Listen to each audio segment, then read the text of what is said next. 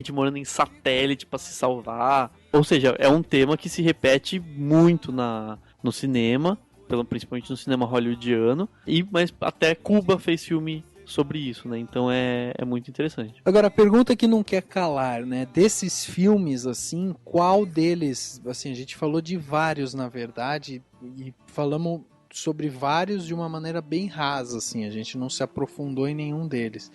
Mas qual deles, assim, que vocês se identificam mais? Do tipo, pô, eu vi a situação que ficou, ou qual atitude o personagem principal tomou, e eu acho que eu faria mais ou menos a mesma coisa e tal. Tem qual dos filmes assim que vocês acham que é mais próximo daquilo que as pessoas realmente fariam? O que mais fez eu me identificar foi o Filhos da Esperança. Acho que pelo tom dele, eu acho que um mundo à beira do colapso seria um mundo daquele jeito, meio triste e cheio de problemas e totalmente segregado, mas que tem como você ter a sua vidinha num canto e esquecer que o mundo tá acabando, porque no mundo não é assim, né? Tipo, tudo explodindo e todo mundo correndo, né? Não sei, eu acho que um fim do mundo não seria nunca desse jeito. Ele seria um monte de cada canto seria uma coisa. E alguns acontecimentos chaves que mostram deles no Filhos da Esperança, né? Acho que mais por isso, pela maneira como tudo acontece e até pelo que acontece no filme de não nascer nenhuma criança. Eu acho filosófico isso, assim, a maneira como o filme mostra é bem interessante. Acho que é com ele que eu mais me identifico. Eu vou responder qual que é o filme que eu mais gosto e o que eu me identifico também nessa questão que você falou. Pra mim, sem dúvida, é o Independence Day. É um dos meus filmes favoritos com essa temática. E eu acho legal, principalmente no final, em que pra fazer a grande guerra, quando eles têm a ideia de como vencer os alienígenas, eles não pegam... Eles vão todos com caças. O que acontece? Tem poucos humanos, mas tem muito maquinário. Então eles pegam pessoas que, tinha experiência com avião agrícola e todo mundo faz um curso rápido ali na hora para aprender e todo mundo luta. Então o do cara que era um agricultor, ele tá junto com o presidente dos Estados Unidos, que é o Bill Pullman, e ele até tinha sido eleito presidente porque ele era um herói de guerra. E ele mesmo, sou presidente, também vou pegar uma nave igual ao agricultor. Então eu acho que é um filme bem legal de união mesmo, que quando tem um momento de desastre, todo mundo deixa assim o orgulho, a profissão de lado, né, o status, para ajudar um ao outro pro bem comum, que é a sobrevivência. Então você se identifica com esse filme porque você acha que você ajudaria aos outros e não ia se enfiar numa toca com seus posters, por exemplo. Exatamente. Se fosse isso, eu deixaria que os posters pegassem fogo. Muito bem. Pra mim, o filme que eu mais me identifiquei foi justamente o Procura Ser um Amigo para o Final do Mundo, porque ele retrata muito a vida depois que as pessoas recebem a notícia que, não tem o que fazer. O mundo vai acabar e, assim, não tem mais, não tem alternativa, não existe nada que possa ser feito.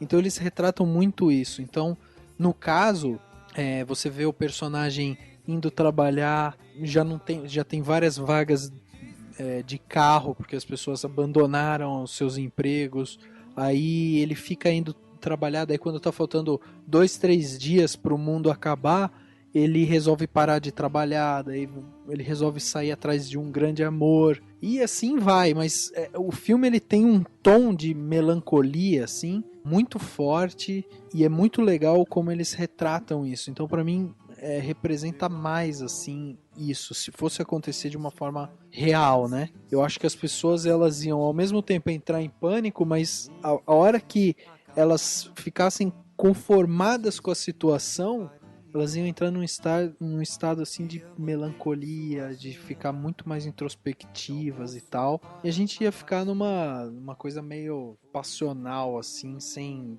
grandes reações, porque não tem o que fazer, entendeu? De qualquer jeito, é bom a gente ir no cinema e assistir filmes desse tipo, porque são filmes que, assim, sempre estão trabalhando com esse imaginário.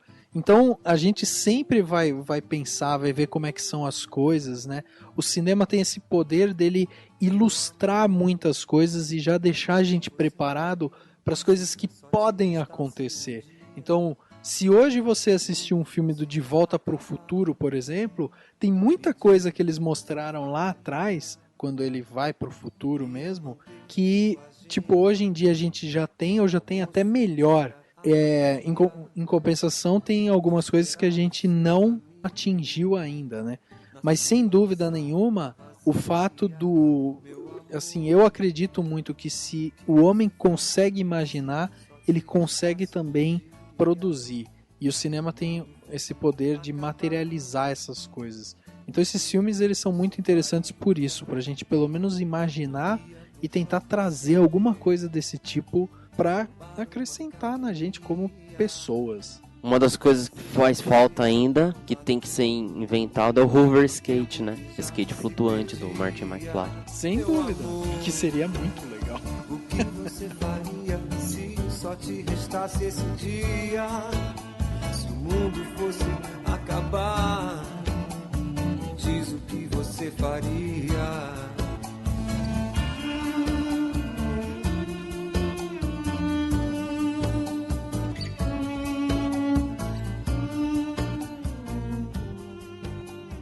Checando os detalhes, conferindo cada frame, de olho no que importa pra você. Plano Detalhe.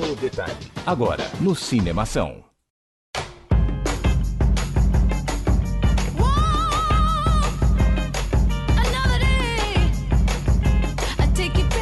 E aí, plano detalhe da semana. A gente deu várias dicas na semana passada e essa semana a gente tem mais dicas para dar para as pessoas, para elas passarem em 7 dias atrás de pelo menos 3 dicas bem legais que cada um de nós vai dar. E o Henrique se voluntariou para começar o plano detalhe, então é ele que vai começar hoje, né, Henrique? Eu me voluntariei ou você tá me empurrando assim pela prancha? Não sei se você lembra, mas em off você falou que queria começar. Ah, aquela hora em off que você pediu meus posters. Entendi, Rafael Arinelli, muito bem.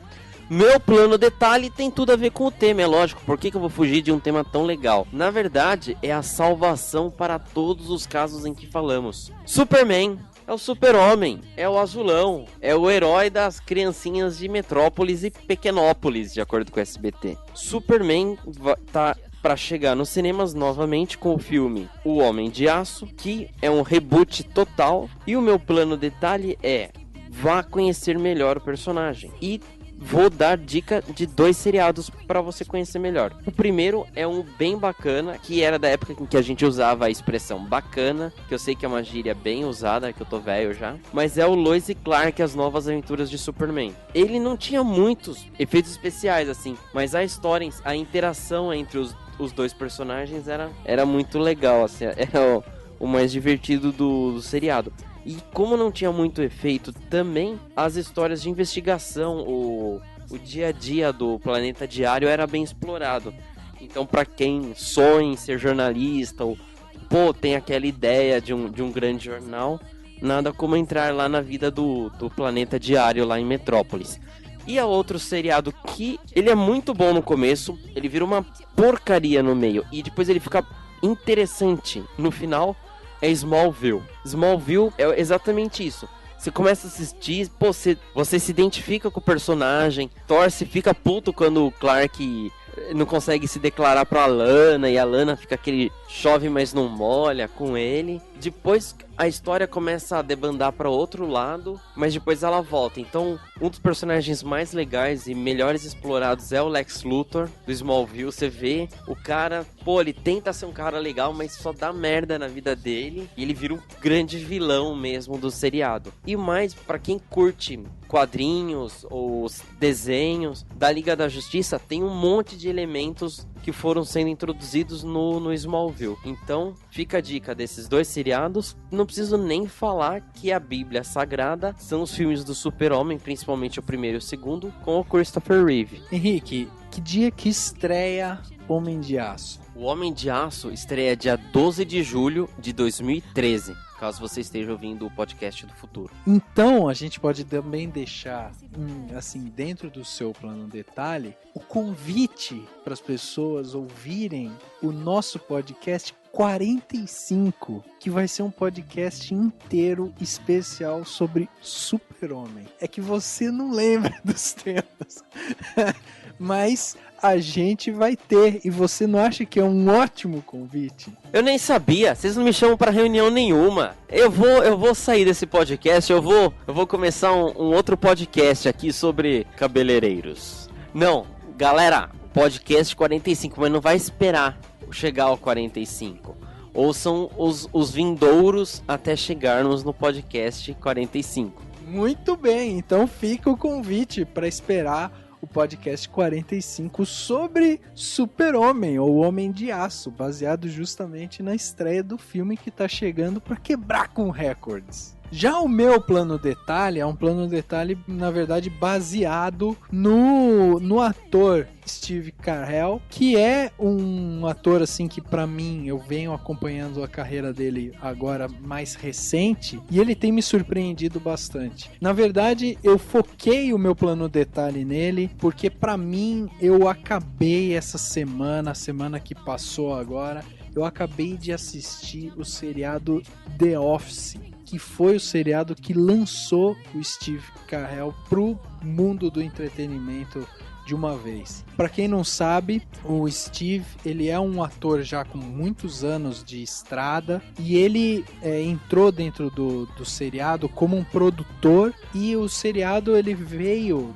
já do The Office britânico, que foi criado pelo Rick Gervais, que a gente já tinha falado dele em alguns outros podcasts aqui.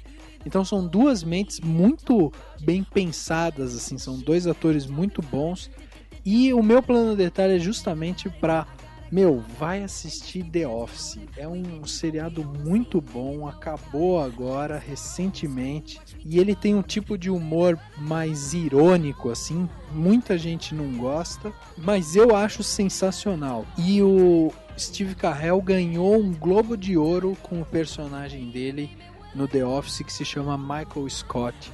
É sensacional o The Office.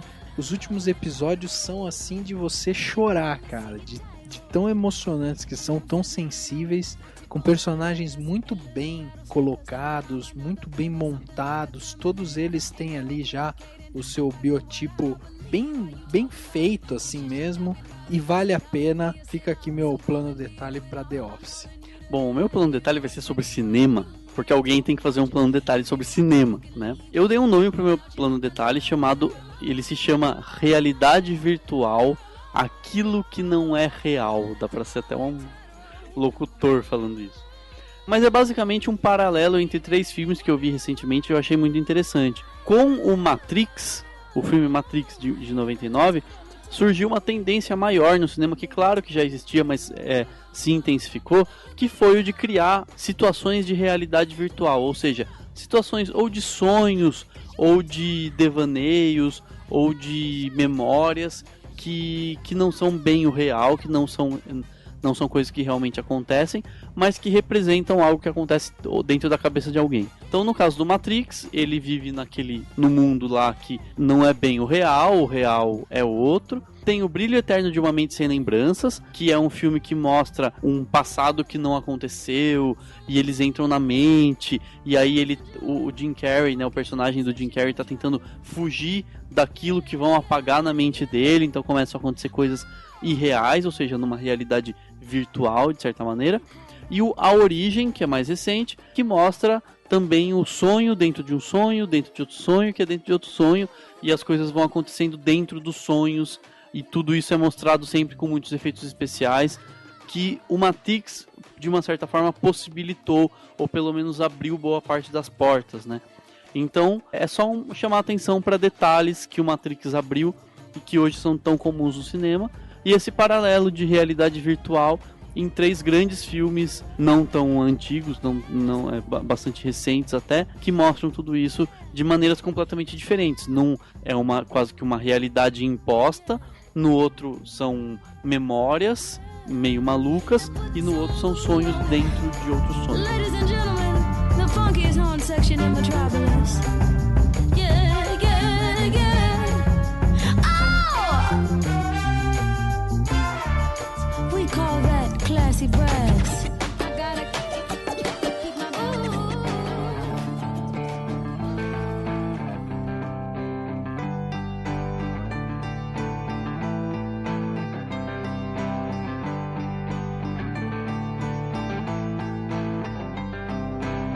closing time.